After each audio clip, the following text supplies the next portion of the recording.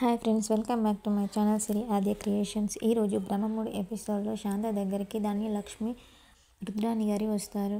ఈ ఒక్క పూటకి అడ్జస్ట్ అవుతాం, ఆ కర్రీ ఆ అన్నమే పెట్టు తినేస్తామనేసి అంటారు ధన్యలక్ష్మి రుద్రాణి. అప్పుడు శాంత ఇలా అంటుంది, అయ్యో అమ్మ, మీరు అలా కోపంగా వెళ్ళిపోయేసరికి మీరు తినరని నేను అది ఇప్పుడే ఇంతకు ముందే అనేసి అంటుంది శాంత. అప్పుడు ధన్యలక్ష్మి ఇలా అంటుంది, ఫ్రిడ్జ్లో పెట్టావా, అయినా పర్లేదు తీసుకురా అని అంటుంది. అప్పుడు శాంత ఇలా అంటుంది, లేదమ్మా ముష్టి వాళ్ళకేసాను అని చెప్తుంది.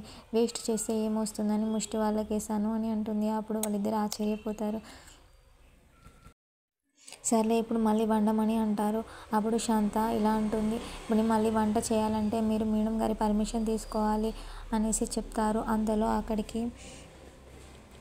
అక్కడికి స్వప్న వస్తుంది. వచ్చి చూసారా అలా ఆంటీని పిలుస్తుంది. చూసారా అత్తయ్య, నేను ఎంత హ్యాపీగా ఉన్నానో, నాలో ఏమైనా చేంజెస్ కనిపిస్తున్నాయా ఒకసారి చూడండి అనేసి అంటుంది. వాళ్ళు ఏంటి నీ సస్పెన్స్, నువ్వు కూడా మీ అక్కలా మీ చెల్లిలాగా నీకు కూడా తిక్క పెరిగిందా, ఏదైనా కరెక్ట్ చెప్పు అనేసి అంటుంది ధన్యలక్ష్మి. అప్పుడు ఒకసారి నా మెడలో చూడండి, నెక్లెస్ వీటికి ఎంతో తెలుసా, 10 లక్షలు అని చెప్తారు. అది రోల్డ్ గోల్డ్ అయి ఉంటుంది అని రుద్రాణి అంటుంది. లేదు, 916 కేడిఎం గోల్డే అనేసి చెప్తుంది స్వప్న. నీకు ఎక్కడిది అనేసి అంటే, నాకు కావ్య మా చెల్లె ఇచ్చింది, నేను తీసుకున్నాను అనేసి అంటుంది. అప్పుడు ధన్యలక్ష్మికి రుద్రానికి కోపం వస్తుంది. ధన్యలక్ష్మి, మాకు పెట్టే ఖర్చులు అనవసరమైనప్పుడు నీకెలా నెక్లెస్ కొనిపిస్తుంది మీ చెల్లి, మేము టిఫిన్ తీసుకొచ్చుకుందామన్నా కూడా అనవసర ఖర్చులు అనేసి అంది కదా, మా కార్డ్స్ కూడా బ్లాక్ చేసింది, అలాంటప్పుడు నీకెలా తీసుకొస్తుందో రాని, వచ్చాక కడిగేస్తాను మీ చెల్లిని అనేసి అనుకుంటుంది ధన్యలక్ష్మి. అలాగే స్వప్న చెప్పిన మాటలకు వాళ్ళిద్దరికీ కోపం వచ్చి వాళ్ళ అక్కయ్య దగ్గరికి వెళ్తారు. అపర్ణ దగ్గరికి వెళ్తుంది ధన్యలక్ష్మి. అక్క చూసావా, ఏంటక్క ఇంట్లో ఏం జరుగుతుంది, మమ్మల్ని ఇంత చీప్గా చూస్తున్నారేంటి, మేము కనీసం తినడం కూడా కరెక్ట్ కాదా, మేము తినే ఖర్చు కూడా పెట్టద్దంట, మీ కోడలు చేసే పనులు చూస్తున్నావా, మా కార్డ్స్ బ్లాక్ చేసింది, మరి అలాంటప్పుడు వాళ్ళ అక్కయ్యకి ఎలా నెక్లెస్ కొనిచ్చింది, 10 లక్షలు పెట్టి కొనియాల్సిన అవసరం ఏమున్నది, మా ఈ అనవసర ఖర్చులు అయినప్పుడు అది అనవసర ఖర్చు కాదా అనేసి ధన్యలక్ష్మి కోపంగా వాళ్ళ బావగారితో చెప్తూ ఉంటారు రుద్రాని ధన్యలక్ష్మి ఇద్దరు. అప్పుడు సుభాష్ ఇలా అంటాడు, మీరు తెలిసి తెలియకుండా మాట్లాడకండి, కావ్య ఎందుకు ఇలా చేస్తుందో నేను తెలుసుకుంటాలే, మీరు ముందే ఎందుకు ఇలా డిసైడ్ అవుతారు అనేసి అంటాడు సుభాష్. అప్పుడు ధన్యలక్ష్మి ఇలా అంటుంది, మీ కోడలు కాబట్టి ఎన్నికేసుకొస్తున్నారా, తను చేసేవి ఎలా ఉంది, మమ్మల్ని అవమానించినట్టే కదా ఇలా చేస్తే, మేము రూపాయి కూడా ఖర్చు పెట్టద్దు, అనవసర ఖర్చులు, ఇంట్లో కూడా ఒక కూర అండేసి ఒక టిఫిన్ చేస్తున్నారు, అలాంటప్పుడు అంత పెట్టి నెక్లెస్ కొనించాల్సిన అవసరం ఏముంది అనేసి ధన్యలక్ష్మి రుద్రాని ఇద్దరు అడుగుతారు వాళ్ళిద్దరిని.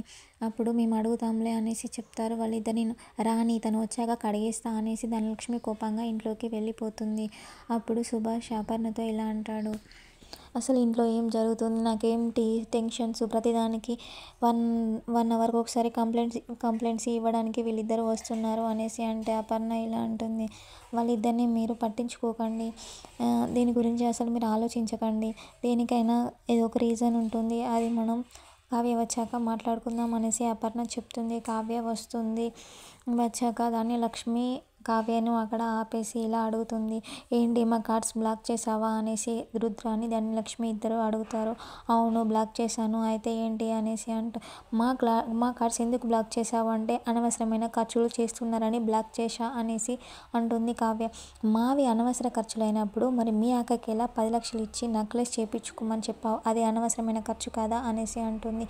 ఏంటి ఏం మాట్లాడుతున్నారు అనేసి వాళ్ళ అక్కను పిలుస్తుంది కావ్య. అక్క ఏంటి ఈ నెక్లెస్ ఎక్కడిది అంటే, నేనే తీసుకున్నా అనేసి చెప్తుంది. నీకు డబ్బులు ఎక్కడివి అంటే, నువ్వే కదా అక్క చెక్ ఇచ్చావు అనేసి అంటుంది స్వప్న. నేను చెక్ ఇచ్చానా, చెక్ ఇస్తే నేను కొనుక్కోమని చెప్పానా నీకు నెక్లెస్, చెప్పక్క అనేసి అంటుంది కావ్య. అప్పుడు ధన్యలక్ష్మి ఇలా అంటుంది, చూసావా వీళ్ళ నాటకాలు, ఏం తెలియనట్టు ఇప్పుడు నటిస్తున్నారు, ఇలా డ్రామాలు ఆడుతున్నారు, మొత్తం అమ్మవారింటికి దోచిపెడుతుంది ఈ కావ్య, ఇంకా ఎన్ని కార్డ్స్ ఓపెన్ అయ్యాయో వాళ్ళ అమ్మవారింట్లో, ఇంకా ఎన్ని అకౌంట్లు చేపించిందో కావ్య అనేసి రుద్రాని అంటుంది. అలా రుద్రాని ధనలక్ష్మి ఇద్దరు కావ్యను ఇలా ఏదో ఒకటి అంటూనే ఉంటారు. అప్పుడు కావ్యకి కోపం వస్తుంది. నేను ఇందుకే నాకు ఈ పెద్దరికం వద్దని చెప్పాను. నేను అత్తయ్య గారికి ఆ కాగితాలు అప్పగించాను. అయినా తను తీసుకోలేదు. మా ఆయనకి చెప్పాను, తను వినలేదు. తాతయ్య గారు మాట అంటూ నాకే అప్పచెప్పారు. ఎందుకీ మాటలు? వీళ్ళందరితో నేను ఎందుకు మాటలు పడాలి? నాకెందుకు ఈ పెద్దరికం అవసరమా? ఇంత పెద్ద బాధ్యత నాకెందుకు అనేసి అంటుంది కావ్య. అప్పుడు సుభాష్ ఇలా అంటాడు, సరే అమ్మా, ఇప్పుడు నువ్వు వీళ్ళందరి కార్డ్స్ బ్లాక్ చేపించావు కదా, మరి మీ అక్కకి ఎందుకమ్మా 10 లక్షలు ఇచ్చి అలా గోల్డ్ నెక్లెస్ చేయించుకోమని చెప్పావు అనేసి అంటాడు సుభాష్. అప్పుడు రాజు మాట్లాడతాడు, తను నెక్లెస్ చేయించుకోమని, నాకు గోల్డ్ తీసుకోమని చెప్పలేదు. తను 10 లక్షలు ఇవ్వడం నేను చూశాను, చెక్ ఇవ్వడం. ఇంట్లో ఎవరికైనా అవసరం ఉంటే ఇవ్వక్క అనేసి చెప్పి ఇచ్చింది మాత్రమే. నిజం చెప్పు స్వప్న, అసలు ఏం జరిగింది? నీకు చెక్ ఇచ్చిందా, లేకపోతే నీకు గోల్డ్ తీసుకోమని చెప్పిందా అంటే అప్పుడు స్వప్న ఇలా చెప్తుంది, నాకు చెక్ మాత్రమే ఇచ్చింది, ఏమైనా అవసరం ఉంటే ఇవ్వమని. కాకపోతే ఇంట్లో ఎవరికి ఏం అవసరం లేవని నేనే గోల్డ్ తీసుకున్నాను అనేసి స్వప్న చెప్తుంది. అప్పుడు రాజు ఎలా అంటాడు, చూసారు, విన్నారు కదా, ఇప్పుడు అర్థమైందా కావ్య గురించి? ఇలా ప్రతిదానికి చీటికి మాటికి నా భార్యను అవమానించడం నీకు అలవాటైపోయింది అనేసి అంటాడు రాజు. అప్పుడు కావ్య కూడా, నీకు ఇలా నెక్లెస్ ఎలా చేయించుకున్నావు అక్క నువ్వు? తాతయ్య గారు ఆ పరిస్థితిలో ఉన్నప్పుడు నీకు ఇలా ఇంట్లో ఇన్ని సిచ్యువేషన్స్ జరుగుతున్నప్పుడు నీకు గోల్డ్ తీసుకోవాలని ఎందుకు అనిపించింది? ఎందుకు ఇలా చేశావు?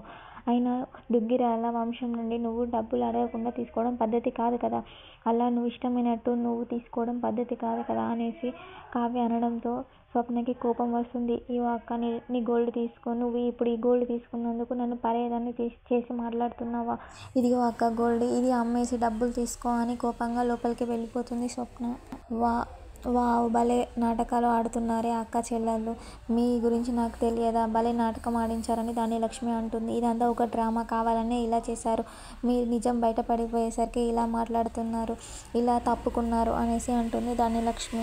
అప్పుడు కావ్యకి కోపం వచ్చి ఇలా అంటుంది, నేను ఇప్పటి నుంచి ఇలాగే ఉంటాను, నన్ను ఎవరు ప్రశ్నించడానికి వీల్లేదు, నేను ఎవరికి సమాధానం చెప్పాల్సిన అవసరం నాకు లేదు, నేను ఇప్పటి నుంచి ఇలాగే మాట్లాడతాను, ఇలానే ఉంటాను, నన్ను ఎవరు ఎదిరించి మాట్లాడిన అవసరం లేదు అనేసి చెప్తుంది కావ్య. అలా చెప్పి లోపలికి వెళ్ళిపోతుంది.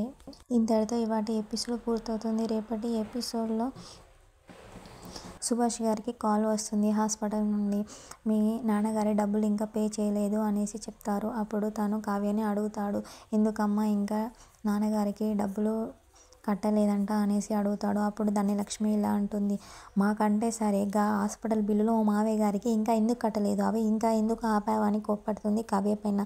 అపర్ణ కూడా అడుగుతుంది, ఎందుకమ్మా అసలు ఏమైంది అనేసి అడుగుతుంది అపర్ణ కావ్యని.